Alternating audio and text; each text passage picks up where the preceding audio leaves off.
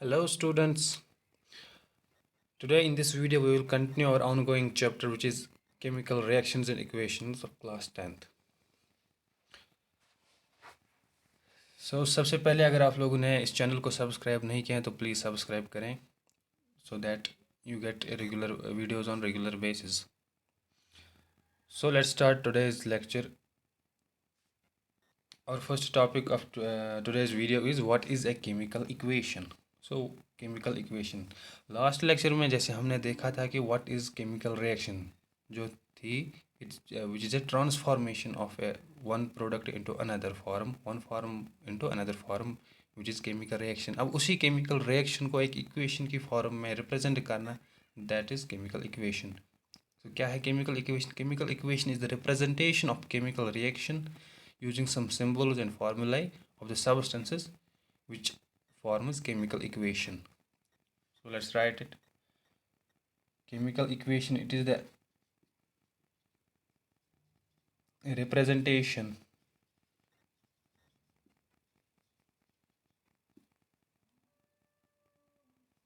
of a chemical reaction using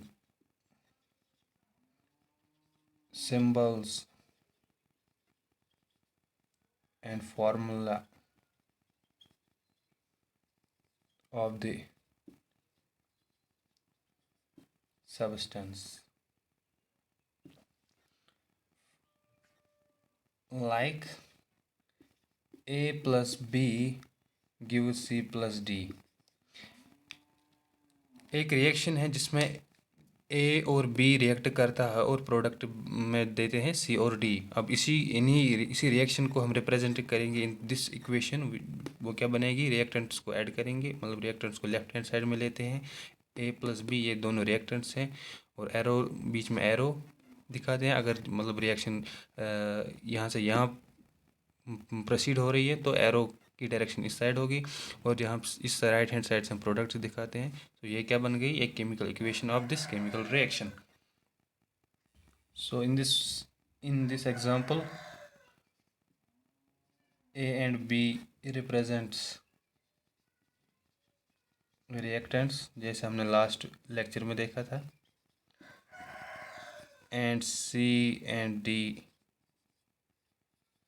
represent products. और ये arrow क्या डिनोट करता है?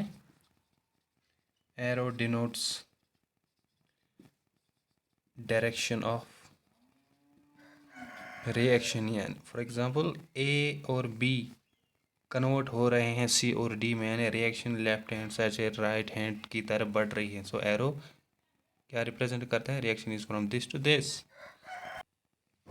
Now let's try to understand the chemical equation with some example. हम reaction देखेंगे in formation of water. Formation of water में हमें क्या चाहिए होता है? एक hydrogen and oxygen. They react, ये दोनों रिएक्ट करके हमें देते हैं वाटर. सो ये होगी एक रिएक्शन ऐसे है. अब इसी को हम केमिकल इक्वेशन में हमें रिप्रेजेंट करना है. कैसे करेंगे? हाइड्रोजन हमने देखा using symbols and formulas. Hydrogen की क्या सिंबल है? H2, oxygen O2, water H2O. सो ये बन गई इसकी केमिकल इक्वेशन. यहाँ पे हमने हाइड्रोजन को रिप्रेजेंट किया विद इट सिंबल, ऑक्सीजन को विद इट सिंबल, वाटर की फार्मूला क्या है? H2O. और ये एक बन गई chemical equation. Now to make equation more informative, equation में हम अब और कौन से चेंजेस या एडिशंस करेंगे जिससे इक्वेशन से हमें ज़्यादा इन्फॉर्मेशन निकलेगी एक पर्टिकुलर रिएक्शन के बारे में. क्या चेंजेस कर सकते हैं हम वही हम देखेंगे अब. So to make equation more informative, पहला क्या करेंगे हम? जो गैशियस सब्सटेंस होंगे गैशियस फेज़ में, चाहे वो प्रोडक्ट्स में होंगे या रिएक्टेंट्स में होंगे, अगर उनका फेज़ गैशियस होगा उनको हम रिप्रेजेंट करेंगे बाय सिंबल G. अगर लिक्विड स्टेट होगा उसको रिप्रेजेंट करेंगे बाय सिंबल एल। अगर सॉलिड स्टेट होगा उसको ब्रैकेट में लिखेंगे एस। अगर एक्वस सॉल्यूशन होगा या एक्वस फॉर्म उसको लिखेंगे ब्रैकेट में ए क्यू। और अगर प्रेसिपिटेट बनता है उसको ब्रैकेट में लिखेंगे पी पी टी। और अगर गैस जो एस्केपेबल गैस होगा उसको साइड में एरो लिखेंगे, मतलब ये एस्केप हो गया, ये इस फेज में रहता ही नहीं, ये भाग जाता है। अगर लिक्विड लिक्विड लिक्विड ही है। और अगर प्रेसिपिटेट प्रेसिपिटेट मीन्स जैसे लास्ट लेक्चर में हमने देखा है व्हाट इज प्रेसिपिटेट, और उसको साइड में डाउन एरो दिखाते हैं, मतलब ये वो सॉलिड फेज में वो बेस पे बैठ जाता है। गैस को जो एस्केपेबल गैस होते हैं उसको अप एरो और प्रेसिपिटेट को down arrow. So with using these symbols हम एक इक्वेशन को क्या बनाएंगे, मोर इन्फॉर्मेटिव। इनको आप याद रखेंगे।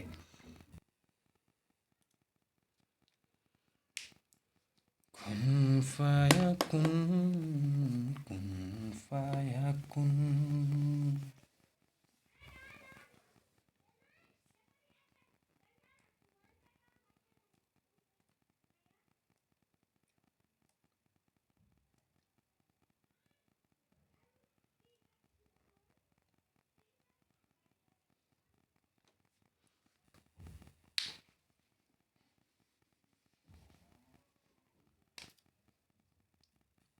First we will see what is balanced chemical equation. Balanced chemical equation, इसके जो एटम्स होते हैं रिएक्टेंट साइड में और प्रोडक्ट साइड में वो बराबर होते हैं। यानी जितने एक पर्टिकुलर एलिमेंट के एटम्स रिएक्टेंट में होंगे उतने ही उसी पर्टिकुलर एलिमेंट के प्रोडक्ट में होंगे। अगर ऐसा होगा किसी इक्वेशन में तो वो बैलेंस्ड इक्वेशन होगी। यानी a balanced chemical equation has the number of atoms of each element equal on both sides. दोनों साइड एक पर्टिकुलर एलिमेंट के एटम्स सेम होने चाहिए for a balanced chemical equation. So a balanced chemical equation has the number of atoms of each element equal on both sides.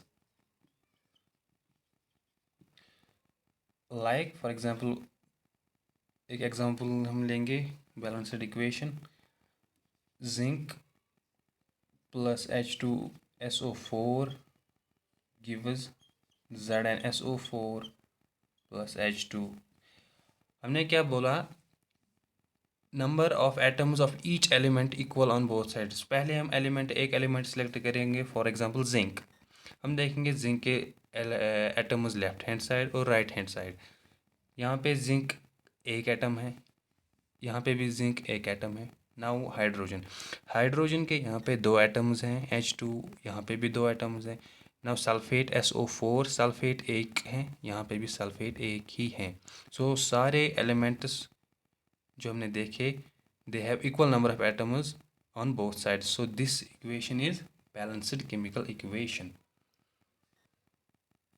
सो अगर कोई reaction हमें इस form में या बैलेंस्ड नहीं आती, उसे हमें बैलेंस करना पड़ता है। क्यों?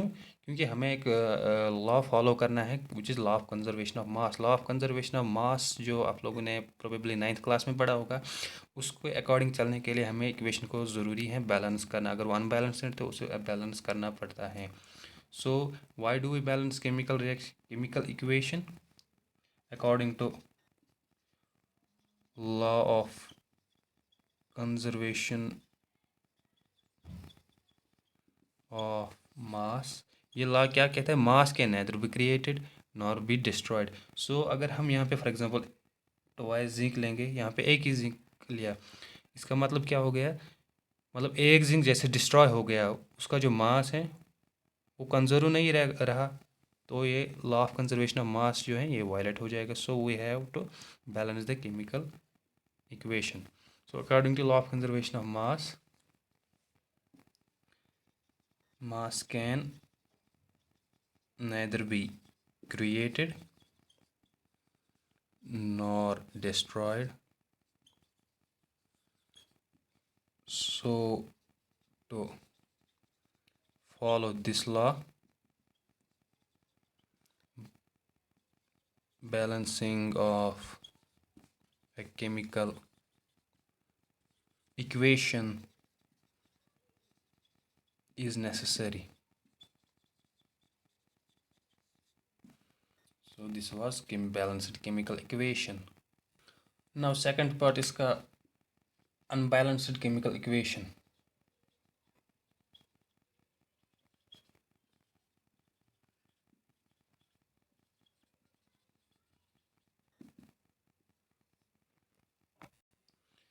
ये क्या है, ये बैलेंस्ड केमिकल इक्वेशन का अपोजिट है। यहाँ पे अगर किसी पर्टिकुलर यहाँ एलिमेंट के number of atoms left hand side reactant side नहीं है बराबर to the product side, so equation क्या है, वो अनबैलेंस्ड है। यानी if the number of atoms of each element in the reactants is not equal to number of atoms of each element in the product, chemical equation is unbalanced. Number of atoms elements के equal नहीं हैं। Let's write it. if the number of atoms of each element in the reactant side is not equal to the number of atoms of each element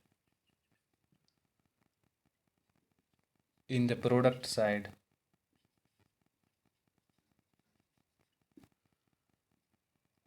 chemical equation is unbalanced. Example, unbalanced chemical equation के example, Fe plus H2O gives Fe3O4 plus H2O। एक reaction है, equation है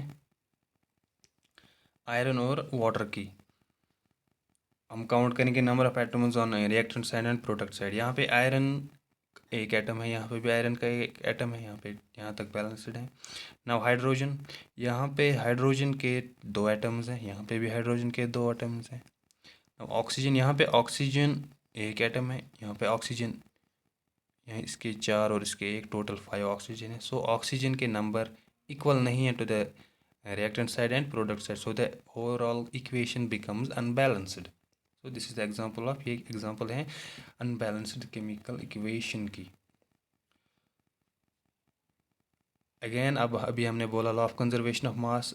law of conservation of मास को follow करने के लिए हमें इस रिएक्शन को ज़रूरी है बैलेंस करना, वो हम नेक्स्ट टॉपिक में देखेंगे, balancing of unbalanced chemical equation. फिलहाल this was about unbalanced chemical equation. Now balancing of a chemical equation.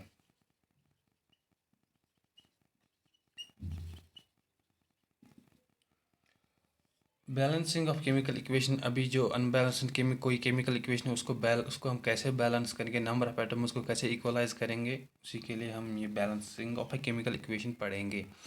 इसको हम अंडरस्टैंड करेंगे इस इक्वेशन से, हाउ टू बैलेंस। जो हमने अभी इक्वेशन देखी एफ ई इसको हम एज एग्जांपल ट्रीट करेंगे, F E plus H2O plus Fe3O4 plus H2। अभी हमने देखा कि ये इक्वेशन है, ये अनबैलेंस्ड इक्वेशन है। अब इसको कैसे बैलेंस करेंगे, फर्स्ट हम एक टेबल बनाएंगे। Will start by drawing A table.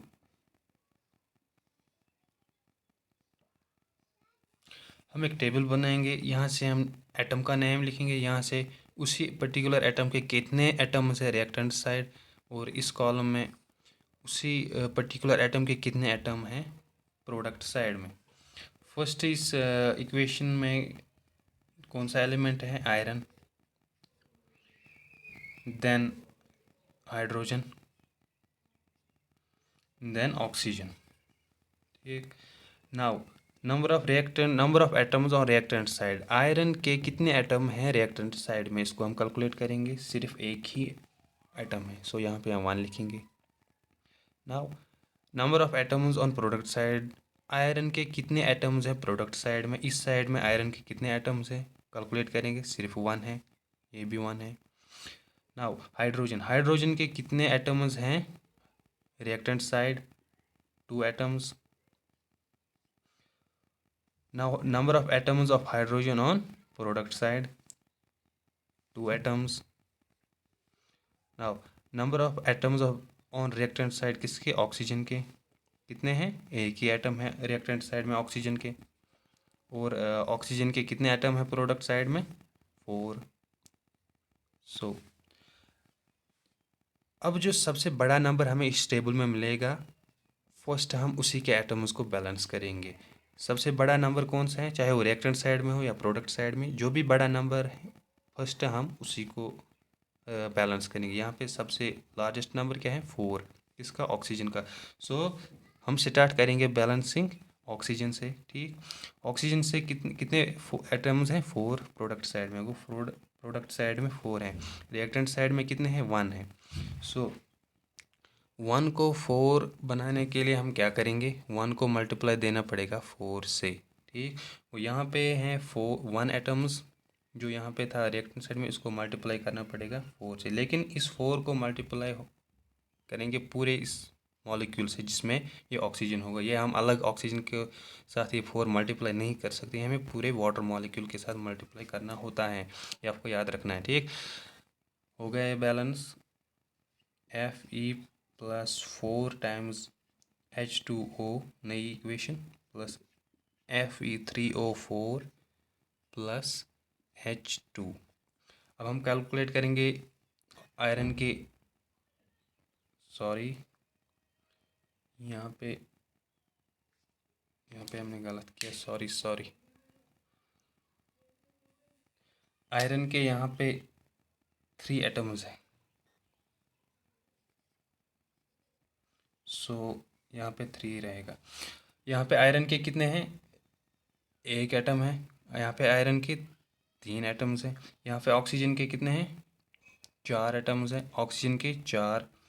Hydrogen के 4 2s are 8 हाइड्रोजन एटम्स है, यहाँ पे सिर्फ 4 है। फर्स्ट हमने क्या किया, ऑक्सीजन जो बड़ा नंबर था उसको बैलेंस किया, अब ऑक्सीजन हो गया बैलेंस। अब उसके बाद कौन सा बड़ा नंबर है, 3 किसका है, आयरन का। तो अब हमें बैलेंस करना है आयरन के एटम्स को। ठीक, अब प्रोडक्ट साइड में आयरन के 3 एटम्स हैं, रिएक्टेंट साइड में इसको इक्वल करने के लिए हमें रिएक्टेंट साइड से आयरन को क्या मल्टीप्लाई करना पड़ेगा, 3, तब जाके 3 और 3 दोनों साइड इक्वल होंगे। So now we have to multiply this by 3 into 3। अब रिएक्शन क्या बनेगी, 3Fe plus 4 times H2O gives Fe3O4 plus H2O। सो पहले हमने बड़ा नंबर किया बैलेंस, वो था ऑक्सीजन हो गया बैलेंस, ऑक्सीजन यहाँ से भी 4, यहाँ से भी 4। फिर हमने उससे जो छोटा नंबर था 3, वो क्या था, आयरन का रिएक्टेंट साइड से, उसको बैलेंस किया। आयरन यहाँ पे भी 3, यहाँ पे भी 3। अब कौन रह गया, हाइड्रोजन भी अब चेंज हो गया, हाइड्रोजन के नंबर अब चेंज हो गए। कैसे, हमने यहाँ पे 4 टाइम्स किया तो वो उससे हाइड्रोजन के नंबर भी चेंज हो गए। लास्ट में जो रहेगा उसको हम इजीली बैलेंस कर सकते हैं। यहाँ पे हाइड्रोजन के कितने हैं, 8 एटम्स हैं, यहाँ पे कितने हैं, सिर्फ 2 को क्या मल्टीप्लाई करेंगे, इसको 8 बनाने के लिए इसको मल्टीप्लाई देंगे 4। सो फाइनल बैलेंस्ड इक्वेशन क्या बन गई, 3 times Fe plus 4 times H2O gives Fe3O4 plus 4 times H2। अब चेक करके देखते हैं, आयरन के आइटम्स यहाँ से 3, यहाँ पे भी 3, और हाइड्रोजन के यहाँ पे 4 2s are 8, यहाँ पे भी 4 2s are 8, ऑक्सीजन के यहाँ 4 टाइम्स, यहाँ पे भी 4। सो अब इक्वेशन बैलेंस हो गई। नेक्स्ट वीडियो में हम इस बैलेंसिंग पे 2-3 एग्जांपल्स और देखेंगे। आज के लेक्चर में बस इतना ही। अगर आपको हमारे वीडियोस अच्छे लगते हैं तो प्लीज़ चैनल को सब्सक्राइब करें और वीडियो को लाइक और शेयर भी करें। थैंक्स।